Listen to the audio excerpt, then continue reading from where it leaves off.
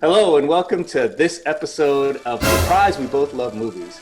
This week we'll give you a little bit of history about where Aaron and I come from as far as film and background, and a little bit about our personal relationship over the years. But also, we're going to take a stab at our top 5 Halloween movies. These are our all-time greats, the horror movies that we love the best, even if they aren't technically gory horror movies, the ones that you will feel like you'll get the most out of. So I'm going to kick it off with this, all right? So, Aaron, I don't know if you remember this, but one of my earliest memories of you is in the seventh grade, you and I, we had a class together, and I saw you reading this book called Jurassic Park. And you had just finished the book, and I said, how was that book? And you're like, oh, it was really good. And I said, hey, man, well, if you're done reading it, can I read it? And you said, oh, yeah, sure. And you let me borrow that book. And I read that book, and I loved that book. Helped me decide that I, kind of wanted to be a director, because I had all these ideas after I read this book. And I just was like, I can't wait till it comes to the big screen, which I knew it had already been announced. And I was just super excited and couldn't wait for that day when the Steven Spielberg's Jurassic Park was going to come out. So do you remember that at all? I don't.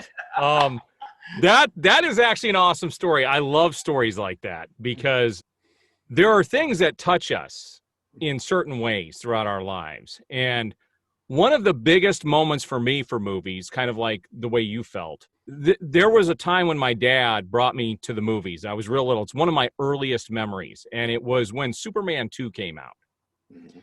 And I'll never forget, I don't remember the ride there. I don't remember the ride back.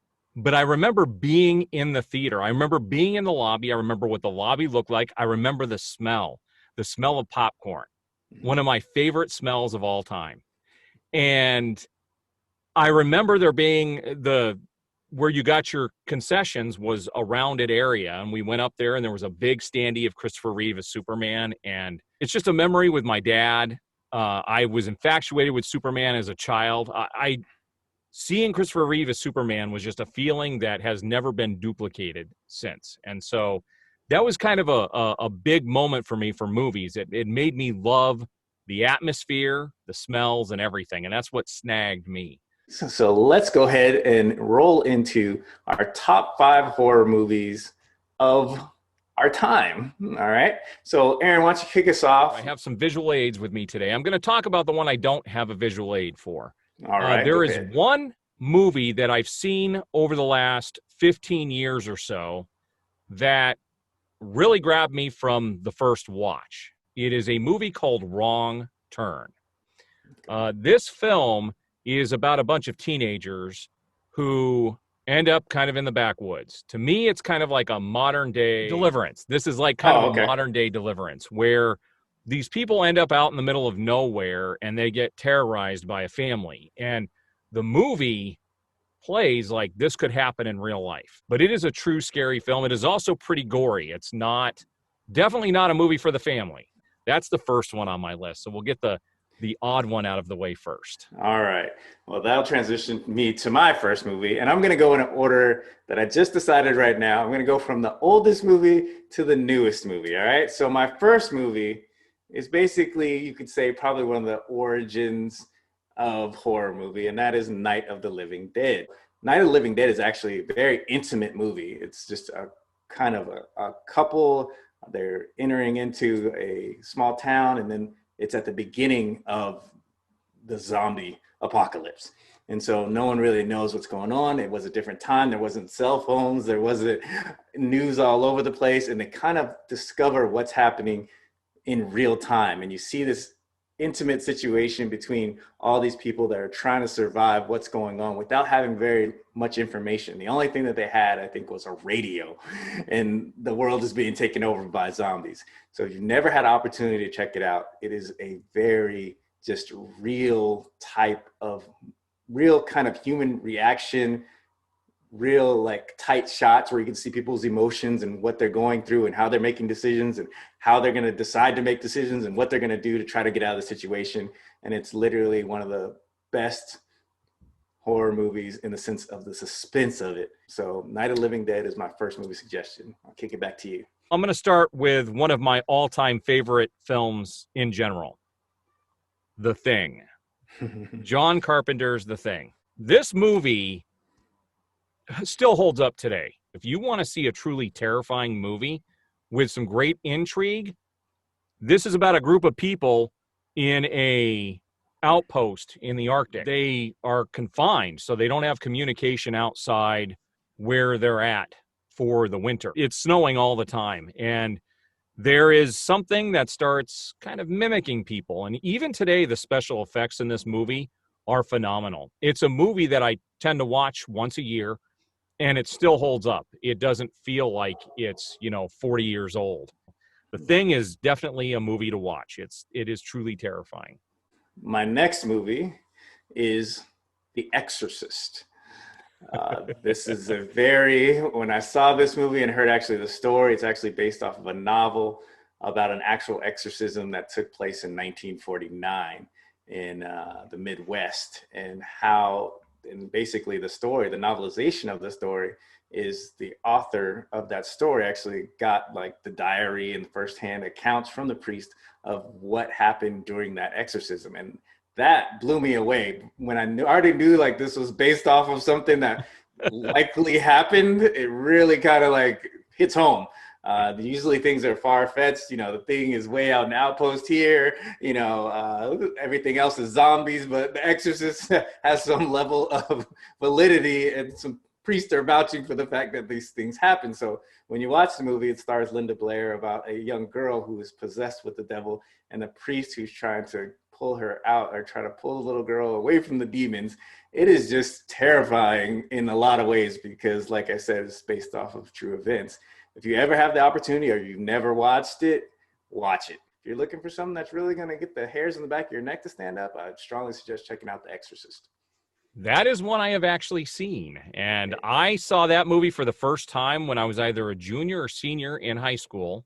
Mm-hmm. And it was on one night at about 1 o'clock in the morning, and I happened to wake up, mm-hmm.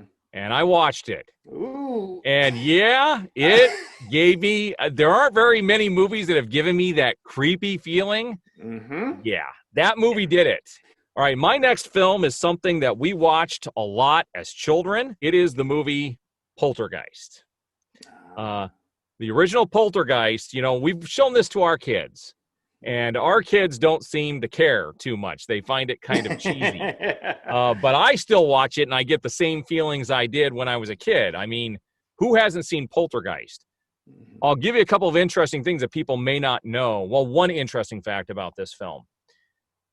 This is something I didn't know until this actual digibook came out with the Blu-ray. But there's that scene towards the end of the film when they think the kids are in the pool, and it's raining, and their pool is not, they don't have a pool. It's a dirt hole. So they haven't plastered it or anything yet. And they think the kids are in there. So they dive in, and all these skeletons come up to the surface. Yeah, those are real dead people. They did not create dead people they're actual dead people. What are you talking about, Aaron? What are you talking about? What do you mean they're real dead people? They are real skeletons. They are real skeletons. Oh, real skeletons. Okay. Yes. Okay. They are real skeletons from India. They had them shipped here, and they were put into the movie, and they never told the actors. Of course not. I'd have been like, nope, sorry, not doing that scene.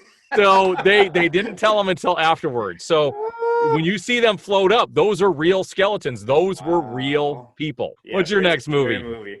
My next movie is 1, 2, Fred is coming for you. A Nightmare on Elm Street. So A Nightmare on Elm Street, and this is my 80s movie that I include. So I pay homage to the 80 film directors and the kind of the prime of horror movies with A Nightmare on Elm Street. And I'm sorry, but when you see this movie, when you're a kid, when you're a teenager, it's just a terrifying type of horror movie because the premise of the movie is, hey, there's all these kids that live on this one block, and they're starting to have these same dreams about this character that has knives or razors for fingers, and his name's Freddy Krueger.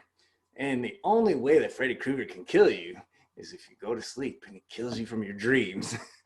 As a teenager and as a kid, for whatever reason, that was terrifying. Like, that's your safe place. No matter what, you always assume the reality. You assume the fact that, hey, a dream is a dream, a nightmare is a nightmare, and when you wake up, it's over. And this threw that all out the window. And so it's a very interesting movie. It actually is one of Johnny Depp's first movies. It's his first movie. And it's just a good story. I actually watched it the other day just to reaffirm that it held up a little bit. It doesn't hold up like it did back then. Nothing ever really does, but it still holds up. All right, my next movie is another 80s film, but it's a fun movie.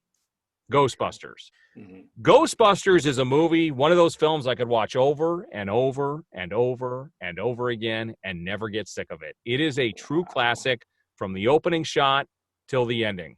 There are so many different sayings that come out of that movie, scenes that you'll never forget. Slimer, you got the Stay Puft Marshmallow Man, you've got the scary librarian at the beginning, and you've got the music by Elmer Bernstein, and that movie's just classic. There's so many classic lines that come out of it, and we have a great cast of characters. And, it's one of the things I hate about this year is we were going to get a true sequel to the Ghostbusters. Oh, yeah. I saw the previews. And it's got held off until next year. I'm really excited to see that movie when it comes out. So it's another one of the things you can give the middle finger to 2020 on. All right, what's your next movie? All right, my next movie is the Jesse Eisenberg and Woody Harrelson's Zombieland. Yes. This movie is it's fun and it's horror at the same time.